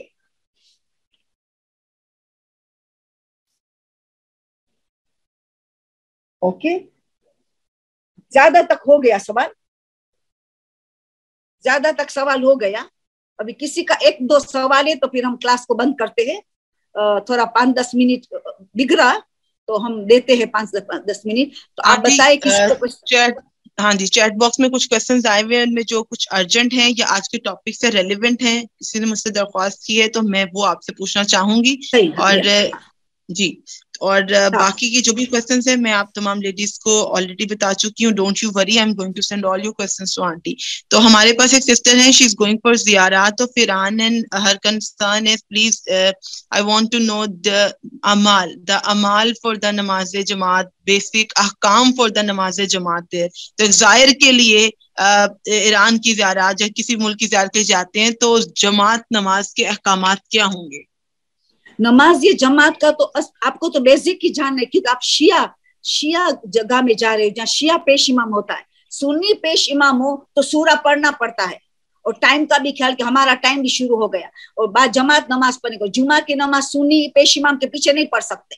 और पहले सवाल रिपीट करता हूँ, मुझे कहा गया कि सवाल रिपीट कर, क्योंकि रिकॉर्डिंग में आप लोगों की रिकॉर्डिंग नहीं आती। मैं रिपीट करती हूँ कि कोई ईरान इराक की ज़ियारत के लिए जा रहा है तो बेसिक जमात के नमाज के मसाइल पूछ रहे। जमात के नमाज के सवाल हद से ज्यादा है सवाब, तो उनको बेसिक कम से कम आना चाहिए कि वो कब ज्वाइन हो, जब शुरू में ही ज्वाइन हो जाए, क्योंकि अभी इतना टाइम तो नहीं है। तो आइंदा इंशाल्लाह जमात नमाज के मसाइल बयान करूंगी इंशाल्लाह, एक एक टॉपिक हमें लेना है।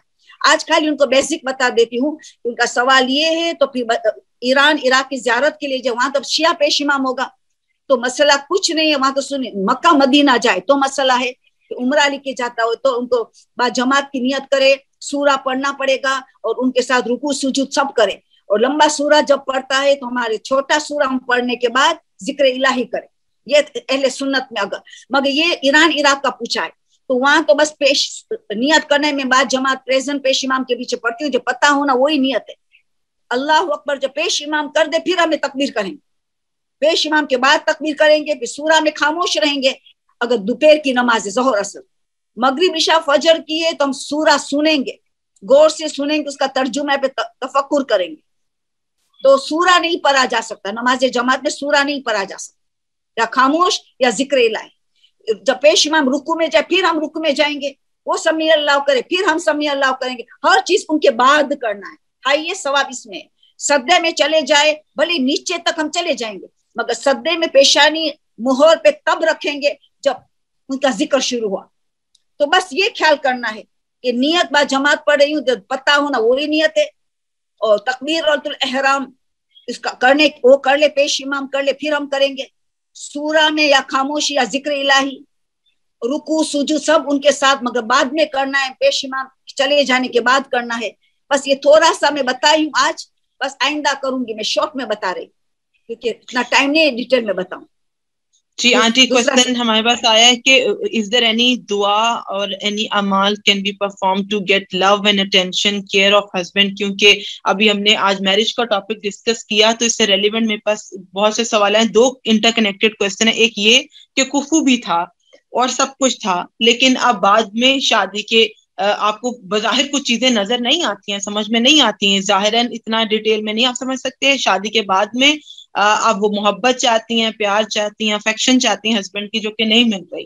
تو اس کے لیے ایک تو دعا چاہیے, اور دوسرا سوال یہ ہے کہ وہ یہ دیکھ رہی ہیں کہ اگر شادی ہوگی اور بعد میں پتہ چل رہا ہے کہ کفو نہیں ہے, لیکن اپنے ایک مومنہ ہونے کی حیثیت سے انہیں شادی کو اچھے, وہ چاہتی ہیں کہ اس میں محبت بڑھے, وہ چاہتی ہیں کہ شادی سکسیسفل رہے, وہ چاہتی ہیں کہ پروردگار کی جانب سے محمد و آل محمد کے تو فعل ان کی شادی کو اللہ جو چاہے کر سکتا ہے. کفو نہیں بھی تھا, اب شادی کو کئی سال گزر گئے, اب معلوم ہو رہا ہے, تو کیسے اس شادی میں جان لائی جائے, اس میں پھر ایک لائف لیس ہو کے رہ گئی شادی, کیسے اس کو بہتر بنایا جا سکتا. سوال میں ریپیٹ کرتی ہوں, پہلے سوال ریپیٹ کرتی ہوں. سوال یہ آیا ہے کہ شادی سے پہلے کفو نظر آتا تھا, کمپیٹیبلٹی سب نظر آتا, مگر شادی کے بعد دیکھا گیا کہ محبت اور پیار نہیں ہے جو مین چیز ہے, بیسک نیسیسٹی ہے کہ محبت اور پیار ہونا چاہیے میاں بیوی میں, وہ نہیں ہے. تو اب اس کو پیار محبت کو بڑھانے کے لیے بہت سی دعائیں معلوم بتائی, بہت سی دعا, بہت سے اعمال بتائے, کیونکہ بہت امپورٹنٹ ہے. جب میاں بیوی ایک دوسرے کو محبت سے دیکھتے تو اللہ دونوں کو محبت سے دیکھتا ہے. اتنی ساری حدیث سے کہ میاں بیوی کی محبت کے دار و مدار اولاد کی تربیت ہو, جتنی دونوں میں محبت زیادہ ہوں گی اتنی اولاد کی تربیت بہتر سے بہتر ہو. تو بہت سی دعا میں انشاءاللہ ہم ان لوگوں کو فوٹو کاپی بھیج دیں گے, بہت سی دعائیں انشاءاللہ, جیسے ہم بھیجتے اکول جیسے کوشچن بھیجتے, ہم ساری دعائیں وغیرہ کی فوٹو کاپی بھیج دیں گے, تو آپ کو کوئی وہاں سے مل جائیں گی. جس نے سوال پوچھا ہے آپ کول سے لے لینا, ہم انشاءاللہ کاپی بھیج دیتے ہیں. بہت سی باتیں بتائے معصومین نے. جی آنٹی, فردر جتنے بھی کوشچنس ہیں وہ انشاءاللہ میں آپ کو سینڈ کر دوں گی. آج کی میٹنگ کو یہیں پر, کیونکہ شب جمعہ ہے, عبادات کرنی ہوگی سب کو, تو اس کو یہیں پر اینڈ کرتے ہیں. جی جزاک اللہ. ہاں جی, جو ہماری 10 منٹ چلے گی وہ میں نے قضا پیمنٹ کر لیا. بس انشاءاللہ جی دعا کرتے خدایا جو ہم علم حاصل کر اس پہ عمل پیرا ہو, خاص کر کے ہمارے گھر کو جنت بنائے. میاں بیوی کے درمیان محبت, والدین اولاد کے درمیان میں محبت, ہر ایک کی رزق میں برکت, ہر ایک زندگی میں برکت, ملائکہ کا آمد و رفت ہو, رسول اور اہل بیت ہم سے راضی ہو, خوشنود رہے. ایسا گھر کو سکون کا گہوارہ بنائے, ایسی اولاد ہم تربیت کرے کہ ہمارے امام زمان ہم سے راضی و خوشنود ہو جائے. آج ہم دل سے دعا کر, شب جمعہ بھی ہے, داخل ہونے والا ہے, خدایا ہماری سب کی جو حاجت ہے کہ ہماری اصلاح ہو, ہم بہتر انسان بنے, ہم خوش اخلاق پیدا ہو, جو ہمارے معصومین کو ہم خوش کرے, اللہ کو خوشنودی حاصل کرے. خدایا ہماری توفیقات میں اضافہ کر, ہماری توفیقات سے ہمیں مال و مال کر دے کہ ہم جو علم حاصل کر عمل پیرا ہو جائے. ہمارے گھروں کو جنت بنائے, ہمارے گھروں کو ایسا بنائے کہ اللہ تو راضی ہو جائے, رسول اہل بیت راضی ہو جائے. آمین ثم آمین. عورت کے پاس یہ صلاحیت ہے, اپنی صلاحیت کو یوز کریں گی تو یقیناً گھر تو جنت میں سے جنت بدلے گی. دعائیں انشاءاللہ ہم بھیجنے والے ہیں. انشاءاللہ آپ سب کے لیے دعائیں. ابھی جمادی اول کا مہینہ شروع ہو رہا ہے, جہاں شہزادی کیا شہادت کا مہینہ شروع ہو رہا ہے. بس ہمیں زیادہ سے زیادہ شہزادی کے مسائل کو یاد کریں, ان کا مقصد کو یاد کر کے ہماری زندگی کو تبدیل کریں. جمادی الاولیٰ شروع ہو رہا ہے, بس آ گئی تاریخ. آج نظر آئے کہ سیٹرڈے پہلی ہوگی یا 29 یا 30 دن. تو سب آپ الرٹ رہے کہ بہت عظیم مہینہ شروع ہو رہا ہے. یہ دونوں مہینہ شہزادی کا مہینہ ہے, جمادی الاولیٰ اور جمادی الاخر. اور ہمیں کوشش کرے کہ بی بی سے اٹیچمنٹ زیادہ سے زیادہ ہو. آمین سبحان. سبحان ربک رب العزت عما یصفون وسلام علی المرسلین والحمد للہ.